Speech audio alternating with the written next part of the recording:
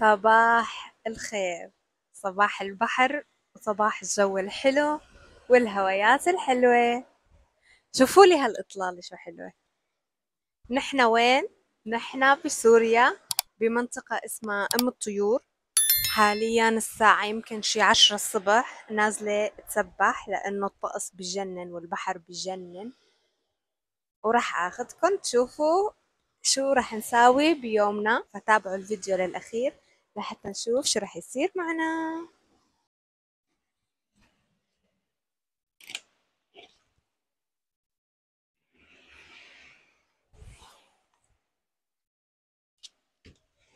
هي أسامة هونيك عم يتسبح سبقني مع بنت أخوه، وهي أنا هلأ نازلة. شوفوا درج الشاليه دايركت على البحر هيك، وهي الشاليه اللي نحن مستأجرينه. شوفوا لي هالمنظر، عن جد أنا رحت على إسبانيا، رحت على إيطاليا، رحت على اليونان، بس هذا البحر غير. ما بعرف، يمكن لأنه أنا جاية من اللاذقية وبحب بحر اللاذقية.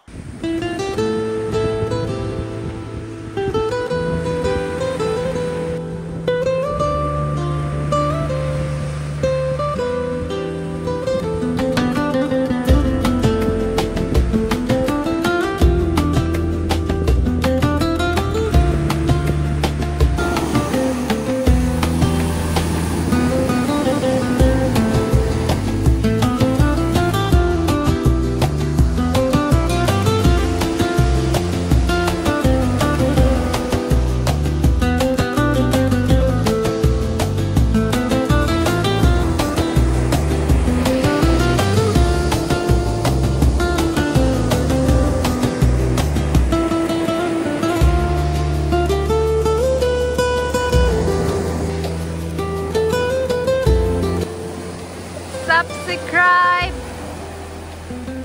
من أم الطيور.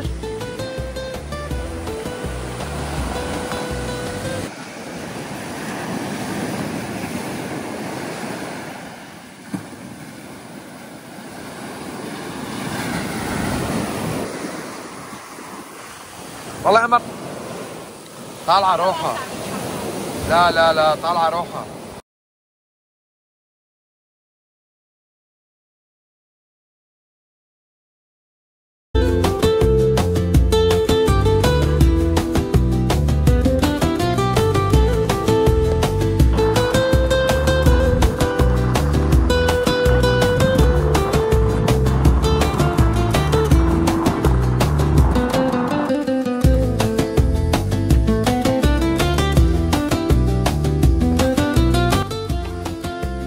شوفوا رح صور لكم كيف بيحوشوا الصبار.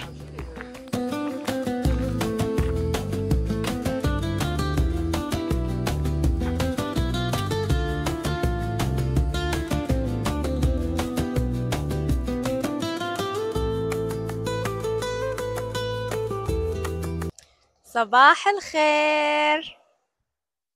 اليوم آخر يوم لحتى نطلع على هذا المنظر الحلو.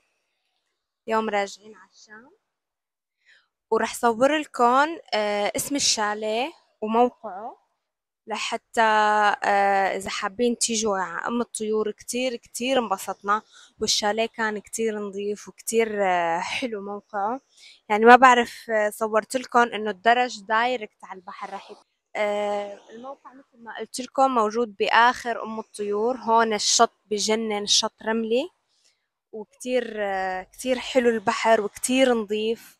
تعالوا لأرجيكم اسم الشاليه وعنوانه. وللأمانة كتير زعلانة إنه راح أترك هذا المنظر الحلو، بس إن شاء الله بنرجع. شوفوا هذا هو اسم الشاليه، شاليهات الغضبان العائلية، وهذا رقم تليفونهم هلأ راح أحط لكم إياه. هو الشاليه مكون من 3 طوابق، طابق أرضي وطابق وسط وطابق الفوقاني، وانتو طبعا بتختاروا الطابق يلي بيعجبكم. احنا هي المرة أخذنا هذا الطابق، أخذنا الطابق الأرضي. وشوفوا الإطلالة شو حلوة. الطابق الأرضي ميزته إنه عندكم باب دايركت على البحر مثل ما شايفين، والطابق الثاني والثالث بيطلعوا من هذا الدرج، بيطلعوا من الدرج. هذا درجنا وهذا درج الطابق الثاني والثالث. وهي الإطلالة اللي بتجنن مع هذا التراث، يا الله كتير رح اشتاق. وهي الزنزوقة، شوفوا لي هالإطلالة شو حلوة يا جماعة. هذا الشاليه ميزته انه فيه هواء كتير كتير حلو، يعني الواحد ما في داعي يشغل مكيف، ما في داعي يشغل مروحة، الهواء لحاله حلو هون، يعني هيك عم يروح ويجي. ف هدول هن الاشياء يلي كنت حابة اصور لكم اياها، ان شاء الله اكون قدرت فيدكم فيها. مثل ما قلت لكم الشاليه بأم الطيور، اخر ام الطيور عند هذا الجبل.